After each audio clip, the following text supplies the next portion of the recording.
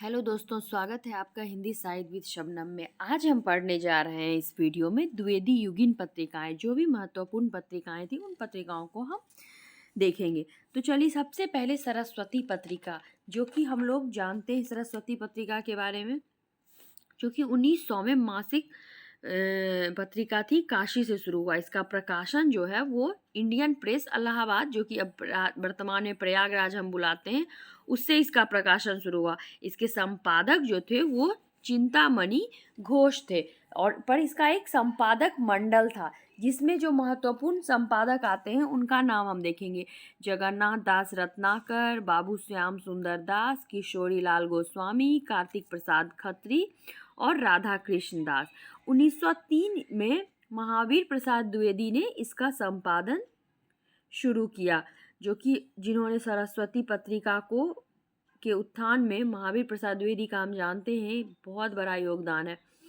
उसके बाद जो पत्रिका आई वो महत्वपूर्ण है सुदर्शन, जो कि 1900 में देवकी नंदन खत्री ने मासिक पत्रिका के रूप में इसका संपादन शुरू किया था, काशी से सुदर्शन।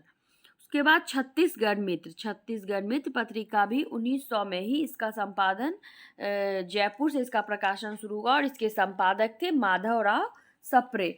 जो छत्तीसगढ़ मित्र पत्रिका में ही हमने जो पढ़ा है, एक टोकरी भर मिट्टी कहानी, जो हमारे यूजीसी नेट के पाठ्यक्रम में लगी हुई है, हिंदी की पहली मौलिक कहानी मानी गई है, वो माधवराव सप्रे की कहानी इसी में छपी थी। अब एक समालोचक पत्रिका, जो कि 1902 में गुलेरी जी के द्वारा संपादन शुरू हुआ, जयपुर से इसका संपादन शुरू हुआ था। तो ये समालोचक पत्रिका, गुलेरी जी जिन्होंने उसने कहा था कहानी, जो हमें पढ़ना भी है, वो लिखा था वही गुलेरी जी की। इसके संपादन में 1902 में समालोचक पत्रिका का प्रकाशन शुरू हुआ। फिर अभ्युदय, 1907 में इसका प्रकाशन शुरू हुआ। मदन मोहन मालवीय संपादक थे, और प्रयाग से इसका प्रकाशन शुरू हुआ था अभ्युदय पत्रिका का। फिर इंदु पत्रिका 1909 ईस्वी में अंबिका प्रसाद गुप्त के संपादन में काशी से इसका प्रकाशन शुरू हुआ था। गुप्त जी से कहा जाता है ना कि गुप्त जी से जब महावीर प्रसाद द्विवेदी से उनका मतभेद हो गया, इसी के कारण 1909 में उसी के चलते काशी से अपनी अलग पत्रिका इंदु का प्रकाशन उन्होंने आरंभ किया था। हालांकि इस पे जयशंकर प्रसाद की गहरी और स्पष्ट छाप इस पत्रिका पर देखने को मिलती है। हमने देखा है कि उनकी बहुत सारी रचनाएं इंदु पत्रिका में प्रकाशित होती थी। मर्यादा, 1909 में कृष्ण कांत मालवीय के संपादन में प्रयाग से इसका प्रकाशन शुरू हुआ था। मर्यादा पत्रिका का यह अपने समय की एक महत्वपूर्ण राजनीतिक पत्रिका थी।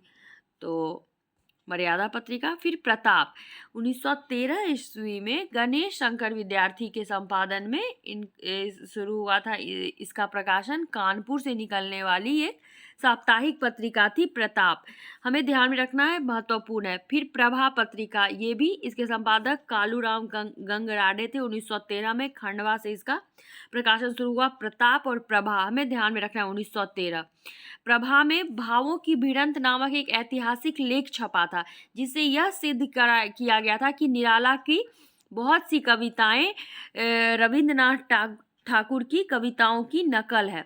ऐसा क्या कहते हैं, जो कि संपूर्ण साहित्य जगत में ये लेख एक बिल्कुल उस समय हलचल मचा दी थी। फिर एक महत्वपूर्ण पत्रिका है श्री शारदा पत्रिका, जो कि जबलपुर से इसका प्रकाशन शुरू हुआ था 1916 ईस्वी में।